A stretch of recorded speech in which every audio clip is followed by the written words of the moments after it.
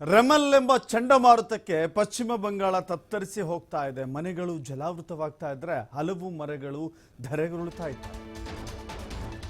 ಪಶ್ಚಿಮ ಬಂಗಾಳದಲ್ಲಿ ಚಂಡಮಾರುತಕ್ಕೆ ಬಹಳ ದೊಡ್ಡ ಮಟ್ಟದ ಅಪಾಯಗಳು ಸಂಭವಿಸ್ತಾ ಇದೆ, ಹಾನಿ ಆಗ್ತಾ ಇದೆ. ಪಶ್ಚಿಮ ಬಂಗಾಳದ ರಸ್ತೆಗಳಲ್ಲಿ ತುಂಬಿ ಹರಿತಾ ಇದೆ ಮಳೆಯ ನೀರು.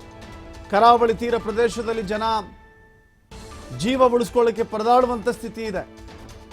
ಜನರನ್ನ ಅಲ್ಲಿನ ಸುರಕ್ಷಿತ ಸ್ಥಳಗಳಿಗೆ ಸ್ಥಳಾಂತರ ಮಾಡಲಾಗ್ತಾ ಇದೆ. 1 ಲಕ್ಷಕ್ಕೂ ಹೆಚ್ಚು ಜನರನ್ನ ಬೇರೆ ಬೇರೆ ಸ್ಥಳಗಳಿಗೆ ಸ್ಥಳಾಂತರ ಮಾಡಲಾಗಿದೆ. ಮರಗಳನ್ನು ತೆರವುಗೊಳಿಸ್ತಾ ಇದ್ದಾರೆ ರಕ್ಷಣಾ ಸಿಬ್ಬಂದಿ. 135 ಕಿಲೋಮೀಟರ್ ವೇಗದಲ್ಲಿ ಅಪ್ಪಳಿಸ್ತಾ ಇದೆ ರೆಮಲ್. ಎಷ್ಟು ವೇಗ ಅನ್ನೋದನ್ನ ಊಹಿಸ್ಕೊಳ್ಳೋಕ್ಕೂ ಅಸಾಧ್ಯ. ಇದು 135 ಕಿಲೋಮೀಟರ್ ಪರ್ ಅವರ್, 1 ಗಂಟೆಗೆ 135 ಕಿಲೋಮೀಟರ್ ವೇಗದಲ್ಲಿ ಬೀಸ್ತಾ ಇದೆ. ಮರಗಳೆಲ್ಲವೂ ಕೂಡ ತರಗೆಲೆಗಳಂತೆ ಬೀಳ್ತಾ ಇದ್ದಾವೆ, ಧರಾಶಾಯಿ ಆಗ್ತಾ ಇದ್ದಾವೆ. ದೊಡ್ಡ ದೊಡ್ಡ ಮರಗಳು ನೆಲಕ್ಕಪ್ಪಳಿಸಿ ಅನಾಹುತ ಸಂಭವಿಸ್ತಾ ಇದೆ.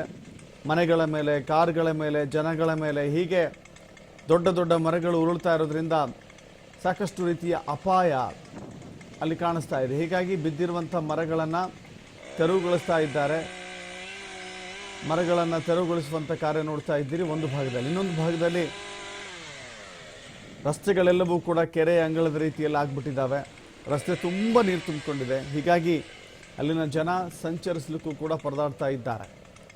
ಜನ ವಾಹನಗಳಲ್ಲಿ ಹೋಗಬೇಕು ಅಂತ ಹೇಳಿದ್ರೆ ಪರದಾಟ ಅನುಭವಿಸುವಂಥ ಸ್ಥಿತಿ ಎದುರಾಗಿದೆ. ಇನ್ನೊಂದು ಆ ವೇಗ ಎಷ್ಟಿದೆ ಅನ್ನೋದನ್ನು ನೋಡ್ತಾ ಇದ್ದೀವಿ. ರೆಮಲ್ ರಣಾರ್ಭಟದಲ್ಲಿ 135 ಕಿಲೋಮೀಟರ್ ವೇಗದಲ್ಲಿ ಗಾಳಿ ಬೀಸ್ತಾ ಇದೆ. ಈ ಕಾರಣಕ್ಕಾಗಿ ಮರಗಳೆಲ್ಲವೂ ಕೂಡ ಯಾವ ಮರ ಯಾವ ಕ್ಷಣದಲ್ಲಿ ಬಿದ್ದೋಗುತ್ತೋ ಗೊತ್ತಿಲ್ಲ. ಸೊ ಅಂಥ ವಾತಾವರಣ ಅಲ್ಲಿ ಕ್ರಿಯೇಟ್ ಆಗಿದೆ. ಪಶ್ಚಿಮ ಬಂಗಾಳದಲ್ಲಿ ರೆಮಲ್ ಆರ್ಭಟಕ್ಕೆ ಜನ ನಲಗಿ ಹೋಗ್ತಾ ಇದ್ದಾರೆ.